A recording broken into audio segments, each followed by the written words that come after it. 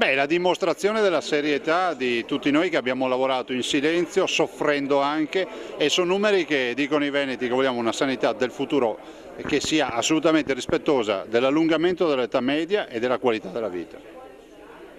Ma perché molto spesso sono stati diffusi dati che erano dell'autentica spazzatura, dati mai peraltro usciti dalla regione, diffusi artatamente. Molte proteste non hanno avuto proprio senso di esistere se non quello per una sottolineatura dell'importanza degli ospedali, ma la si poteva fare chiedendo un appuntamento piuttosto che chiedendo informazioni. E noi siamo andati avanti per la nostra strada e abbiamo dimostrato che quegli ospedali che molti definivano come già chiusi, anzi non sono solo aperti, ma abbiamo anche investito su nuovi primariati e nuove strategie.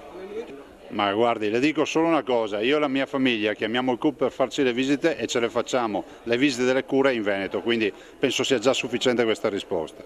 Beh certo, vorrei ripetere che queste schede, questo nuovo progetto non parte dal presupposto di risparmiare, ma parte dal presupposto di fare ancora grande la nostra sanità. Oggi siamo i numeri uno e vogliamo continuare ad esserlo. Una prova su tutte, la permanenza media in ospedale di un paziente in Veneto è di 7 giorni, in qualche regione del sud arriva a 30 giorni. Noi abbiamo rispetto dei nostri pazienti, li vogliamo far stare poco in ospedale e curarli bene.